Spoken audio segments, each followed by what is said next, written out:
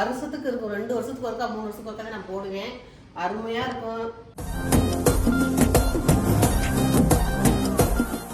வாங்க, இன்னைக்கு வத்தல் போடுறத பற்றி சொல்ல போகிறேன். வெயில் காலம் தொடங்கிருச்சா, இனிமேல் ஒவ்வொரு வத்தலாக போடணும். இது நான் 2 வருஷத்துக்கு ஒருக்கா போடுவேன் இந்த வத்தல். இது கொத்தவரங்க வத்தல். இதை அப்படி 2 ஒடிச்சிட்டு லைட்டாக உப்பு போட்டு வெவிச்சு வெயிலில் காய வச்சிடணும். வச்சுட்டு மோரில் ஊற வச்சு வறுத்து சாப்பிட்டோம்னா அருமையாக இருக்கும். இது வருஷத்துக்கு கெட்டு போகாது, அப்படியே நல்லா இருக்கும். இது செய்ய போகிறேன். இது மோர் மிளகாய். இது வருஷத்துக்கு இருக்கும், 2 வருஷத்துக்கு ஒருக்கா 3 வருஷத்துக்கு ஒருக்கா தான் நான் போடுவேன். அருமையாக இருக்கும். நம்ம கூழு, கம்பங்கூழ், கேழ்வரகு கூழ், தயிர் சாதம் எல்லாத்துக்குமே இது 2மே வறுத்து யூஸ் பண்ணிக்கலாம். நல்லா இருக்கும். மோர் மிளகாய், இது கத்திரி வத்தை, மாவத்தை போட்டு வச்சுருக்கேன் பாருங்கள். எல்லாமே சூப்பராக இருக்கும். ஒரு வத்தல் காமிக்கிறேன் பாருங்க, மாவத்தல் 5 வருஷம் ஆகுது. அந்த வத்தல் அப்படியே இருக்குது. இன்னைக்கு போட்டது மாதிரி இருக்குது, உழுவெல்லாம் கிடையாது. ஒரு ஆவி அவிச்சிட்டு மாவத்தல் போடுவேன். இந்த சீசனில் இனிமேல் ஃபுல்லாக வத்தல் போட ஆரம்பிச்சிடுவேன். வாங்க அது எப்படி செய்யுதுன்னு பார்க்கலாம்.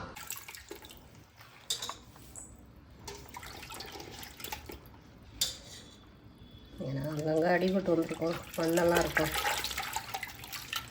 அலசிட்டோம்னா கிளியராக இருக்கும்.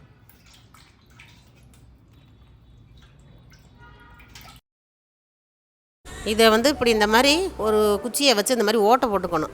இது ஏன் இந்த மாதிரி ஓட்டை போடுறோம்னா, நம்ம அருவாமனையில் வச்சு லைட்டாக கட் பண்ணிவிட்டு போடலாம். அந்த விதையெல்லாம் வெளியில் வந்துடும். வெளியில் வந்துச்சுன்னா அந்த விதை வெளியில் வந்துட்டாலே அப்புறம் டேஸ்ட் குறைஞ்சி போயிடும். அதனால தான் இந்த விதை வெளியே வராத அளவுக்கு நம்ம இந்த மாதிரி அங்கங்கே அந்த மாதிரி ஓட்டை போட்டுக்கணும். ஓட்டை போட்டு மோரில் ஊற வச்சிட்டோம்னு வைங்க, இந்த ஓட்டைக்கிலே உப்பு இதெல்லாம் நல்லா சார்ந்துக்கும். இந்த மாதிரி மோர் எடுத்துக்கணும். அது எந்த மோராக இருந்தாலும் சரி, பாக்கெட் பாலாக இருந்தாலும் சரி, நம்ம பசு மோராக இருந்தால் இன்னும் விஷயம் நல்லாயிருக்கும், சூப்பராக இருக்கும். பசு மோராக இருந்தால் அந்த நெய் அந்த வெண்ணெயோடு அதை போட்டோம்னா மோர் மிளகா அருமையாக இருக்கும்.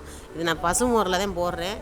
இந்த மாதிரி போட்டுக்கிட்டு அந்த மிளகாய்க்கு ஏற்ற உப்பு எவ்வளவு அதுக்கு நமக்கு தேவைப்படுதோ அந்தளவு உப்பு போட்டு இந்த மோரில் அப்படி கரைச்சிக்கிட்டு இந்த மிளகாயை அதில் கொட்டிடணும். கொட்டி அப்பப்போ எப்படியே குலுக்கி விடணும். அப்போ தான் அந்த மேலே உள்ள மிளகா கீழே உள்ள மிளகாலாம் அந்த உப்பில் ஊறிக்கும். அப்படியே இந்த மாதிரி குலுக்கி விடணும். அப்பப்போ நமக்கு நேரம் கிடைக்கிறப்பெல்லாம் இந்த மாதிரி சட்டியோடு அப்படி எடுத்து குலுக்கி விட்டுட்டு அப்படியே மூடி வச்சிடணும். மூடி வச்சுட்டு வெயில் நேரத்தில் இந்த மிளகாய் என்ன செய்யணும், நல்லா ஒரு துணியை விரித்து நல்லா காய போட்டோம்னா காலையில் போட்டோம்னா சாயந்தரம் அது ஓரளவு அது அந்த நீர் சத்தெல்லாம் வத்திரும். நல்லா அந்த பாருங்கள், அதை போட்டிருக்கேன் பாருங்கள். இந்த மாதிரி வந்தோடனே திருப்பி அந்த மோருக்குள்ளே திருப்பி அதை அப்படியே மிளகாய் எல்லாத்தையும் கொட்டிடணும். கொட்டி இந்த மாதிரி அந்த மோர் எப்போ வத்துதோ அந்த வரைக்கும் 3 நாளாக இருக்கலாம், 4 நாளாக இருக்கலாம். திரும்ப சாயந்தரம் எடுத்து அதை உள்ளே கொட்டிடணும். அந்த மோருக்குள்ளேயே கொட்டிட்டு மறுநாள் காலையில் இந்த பாருங்கள் எடுத்து போடுறேன் பாருங்கள். அந்த மோர் ஓரளவுக்கு குறைஞ்சிருச்சா அது எல்லாமே வாங்கிக்கும். அந்த மிளகா அது அந்த ஓட்டை போட்டோம்லையே அதில் எல்லாமே வாங்கிக்கும். உப்பு மோர் எல்லாத்தையும் வாங்கிக்கும். இந்த போடுறேன் பாருங்கள். இது 2வது நாள். அந்த மோர் எவ்வளோ குறைஞ்சிருச்சு பாருங்கள்.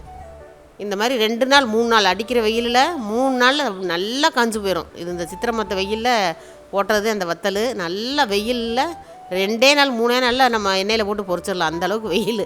அதை போட்டிருக்கேன் பாருங்கள். மோர் சரியாக போச்சா, இன்னும் 1 நாள் போட்டால் அந்த மோர் சரியாயிடும். அவ்வளோதான். இன்றைக்கி காய வச்சு அடுத்த நாள் அதே மோருக்குள்ளே திரும்ப கொட்டி விட்டுறணும். கொட்டி விட்டு நல்லா அந்த மோர் இந்த மிளகாய் எல்லாம் காஞ்ச மாதிரி வரையில் அவ்வளோதான், மோர் முடிஞ்சிடும். மறுபடியும் அப்புறம் நம்ம அந்த மிளகா காயறதுக்காக சும்மா கொட்டி காய விட வேண்டியது. காய விட்டால் நல்லா வத்தல் கலருக்கு வந்துடணும். இந்த பச்சை போய் நல்லா வத்தல் மாதிரியே அந்த கலருக்கு வந்துடும். காஞ்சு நம்ம வறுக்கிற பக்குவத்துக்கு வந்துடும். இந்த பாருங்கள், இது 4வது நாள். எப்படி காஞ்சிருக்கு பாருங்கள். இந்த 4 நாள் 5 நாள் தான், வெயிலை பொறுத்து இருக்குது. வெயில் நல்லா அடிச்சிச்சின்னா 4 நாள் 5 நாளில் காஞ்சு நம்ம வறுத்துடலாம். வெயில் சரியில்லைன்னா 1 வாரம் கூட ஆகலாம். இது நல்ல வெயில் 4 நாளில் எப்படி காஞ்சிருக்கு பாருங்கள். இது இந்த அளவுக்கு காஞ்சிருச்சு பாருங்கள். காஞ்சதுக்கப்புறம் நல்லா இந்த மாதிரி டப்பாவில் போட்டு நல்லா மூடிடணும். பதத்துறாமல் இந்த மாதிரி டப்பாவில் போட்டு நல்லா மூடி வச்சிட்டோம்னா நம்ம தேவைக்கு எப்போ தேவைப்படுதோ அப்போது நம்ம எவ்வளோ மிளகா வறுக்கணும் தேவைப்படுதோ அப்போ ஒரு 4 மிளகா 5 மிளகா எடுத்து இந்த எண்ணெயில் போட்டு இந்த பொரிக்கிறேன் பாருங்கள். இந்த மாதிரி பொரிச்சுக்கணும். இப்படி பொரித்து நல்லா முறுமுறுன்னு இந்த அளவுக்கு வறுக்கணும். ஒரு விதை வெளியில் வரல பாருங்கள். நம்ம இதே அருவாமனையில் கட் பண்ணி போட்டோம்னா விதை பூரா வெளியில் வந்துடும். அந்த டேஸ்ட்டே இல்லாமல் போயிடும். அதனால தான் இந்த குச்சியில் வச்சு நைட்டாக அப்படி லைட்டாக குத்தி விட்டுருந்த பாருங்க. ஒரு விதை வெளியில் வரல. மிளகா அவ்வளோ அருமையாக இருக்குது பாருங்கள். இது கம்புக்கூழ், கேழ்வரகு, சோளக்கூழ், ஏன் தயிர் சாதத்துக்கு சூப்பராக அருமையாக இருக்கும். தயிர் சாதத்துக்கு இந்த ஒரே ஒரு மிளகாய் தொட்டு தயிர் சாதம் அவ்வளோ சாப்பிட்லாம்.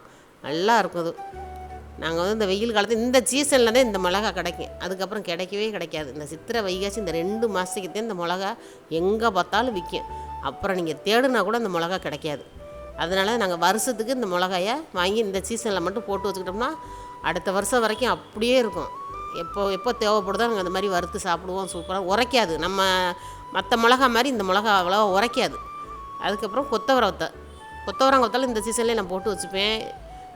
இதுவும் வறுத்து சாப்பிட்லாம், குழம்பும் வைக்கலாம். மாவத்தை, கொத்தவரத்தை இதெல்லாம் போட்டு பூண்டு வெங்காயத்தோடு போட்டு வைக்கலாம், அருமையாக இருக்கும். இது நான் வத்தலுக்காகத்தான், வறுத்து சாப்பிட்றதுக்காகத்தான் இதை காயப்பட போகிறேன் பாருங்கள். இந்த மாதிரி இதையும் தண்ணியில் போட்டு நல்லா அலசிட்டு 2 அப்படி ஒடிச்சுக்கணும். இந்த மாதிரி ஒடிச்சிட்டு நல்லா தண்ணியில் போட்டு அலசிட்டு ஒடிச்சிட்டோமா, தேவைக்கேற்ப தண்ணி வச்சிடணும். தண்ணி வச்சு அந்த காய் முங்குற அளவுக்கு வச்சுட்டு அதுக்கு எவ்வளோ உப்பு தேவையோ, நான் ஒரு 3 ஸ்பூன் போட்டிருக்கேன் உப்பு. ஒரு 1/2 கிலோ காய் தான் இது. 3 ஸ்பூன் உப்பு போட்டிருக்கேன். போட்டு நல்லா 4 கொதி 5 கொதி நல்லா வெந்துடணும். அந்த பச்சை மாறுற அளவுக்கு இதை பாருங்கள் எப்படி வெந்திருக்கு பாருங்கள். நல்லா அந்த பச்சை மாறணும். அந்த மாதிரி ரொம்பவும் குழைய விட்டுறக்கூடாது. குழஞ்சிட்டோம்னா அந்த விதையெல்லாம் வெளியில் வந்துடும், நல்லா இருக்காது, காயவும் செய்யாது சீக்கிரம். இந்த பக்குவத்தில் எடுத்து நல்லா தண்ணியை வடிகட்டிட்டு இதையும் அதே மாதிரி நல்லா வெயில் வர இடமா பார்த்து இந்த மாதிரி நல்லா காய போட்டுறணும். இதுவும் வெயிலை பொறுத்து இருக்குது. 4 நாள் 5 நாளில் வறுக்கிற மாதிரி வந்துடும் இந்த வத்தலும். இதுவும் நான் வருஷத்துக்கு போட்டு வச்சுப்பேன். இந்த கொத்தவரை ஒரு 4 வத்தை வறுத்து நம்ம கூழ் இதுக்கெலாம் தொட்டுட்டு சாப்பிட்டோம்னா அருமையாக இருக்கும் இந்த வத்தல். அவ்வளோ டேஸ்ட்டாக இருக்கும் இந்த கொத்தவரை வத்தல். ஆனால் வாயு தான், இருந்தாலும் பரவாயில்ல, கொஞ்சம் அப்பப்போ சாப்பிட்டுக்கலாம். கொத்தவரை வத்தை பொதுவாக வாயு தான், இருந்தாலும் இது நல்லாயிருக்கும் சாப்பிட்றதுக்கு. கூழுக்கு நம்ம தயிர் சாத்துக்கெலாம் சாப்பிட ரொம்ப அருமையாக இருக்கும். இந்த பாருங்க காஞ்சிருச்சாங்க. இது 3ஆம் நாள் தான். எப்படி காஞ்சிருக்கு பாருங்க.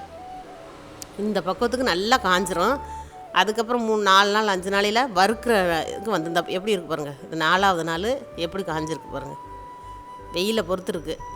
நல்ல வெயில் அடித்தா 4 நாள் தான், எடுத்து டப்பாவில் கொட்டி வச்சிடலாம். இது 4 நாளையில் இன்னும் கொஞ்சம் பச்சை பதமாக இருக்குது, கொஞ்சம் நசுங்குது பாருங்கள். இந்த 5ஆவது நாள் நல்லா முறுன்னு வந்துருச்சுங்க, வறுக்கிற ரேஞ்சுக்கு வந்துருச்சு. இப்படி இருக்கணும், கலகலன்னு நம்ம இப்படி ஒடியணும் வத்தல். அந்த அளவுக்கு காய வச்சு எடுத்து வச்சு டப்பாவில் போட்டு வச்சுக்கிட்டு, இதையும் அந்த மிளகா வத்த மாதிரியே இதையும் நம்மளுக்கு எவ்வளோ தேவையோ, இவ்வளோ தேவை எனக்கு இந்த போட்டு வறுக்கிறேன் பாருங்கள். இதையும் நல்லா எண்ணெய் நல்லா சூடாக இருக்கணும். சூடாக இருக்கல போட்டால் நல்லா பொரியும், இல்லைன்னா அப்படியே ஒரு மாதிரி எண்ணெய்க்குள்ள போய் அமுங்கிக்கும், நல்லா இருக்காது. நல்லா எண்ணெய் சூடான அப்புறம் இப்படி போட்டோன்னு அந்த எம்பி வருது பாருங்கள் எப்படி பொரியுது பாருங்கள். இந்த பக்குவத்தில் இதையும் பொரித்து எடுத்துக்கிட்டு, இதுவும் நல்லா அருமையாக இருக்கும். ஒரு எவ்வளவு நீங்கள் சாப்பிடணும்னு நினைக்கிறீங்களோ ஒரு 2 வத்தலை இதை தொட்டுக்கிட்டே சாப்பிட்றலாம். கூழுக்கு ரொம்ப ரொம்ப பெஸ்ட்டாக இருக்கும். இந்த மாதிரி போட்டு வச்சு நல்லா கடையில் வாங்காதீங்க. இந்த மாதிரி கொத்தவரங்காயெல்லாம் ரொம்ப விலை சீப்பாக விற்கும். அந்த சமயத்தில் நம்மளுக்கு எவ்வளவு தேவையோ வாங்கி போட்டு வச்சுக்கலாம். 1 கிலோ 2 கிலோ போட்டு வச்சுக்கிட்டு வருஷத்துக்கு வரும். இதை வச்சுருக்கேன் பாருங்கள். இது சுண்டக்காய் வத்தல், அதுவும் அதே மாதிரி தான் போட்டு மோரில் போட்டு வச்சுருக்கேன். மிளகா வத்தல், கொத்தவரை வத்தல், அரிசி வடமும் போட்டிருக்கேன். ரேஷன் அரிசியில் தான் அரிசி வடம் போட்டிருக்கேன். அதுவும் எப்படின்னு நான் உங்களுக்கு சொல்லியிருக்கேன் பாருங்கள். நல்லாயிருக்கும். அது எல்லாம் அந்த கூழுகளோடு வச்சு சாப்பிட்றப்போ அருமையாக இருக்கும். நீங்களும் செஞ்சு பார்த்துட்டு எப்படி இருக்குன்னு எனக்கு சொல்லுங்கள்.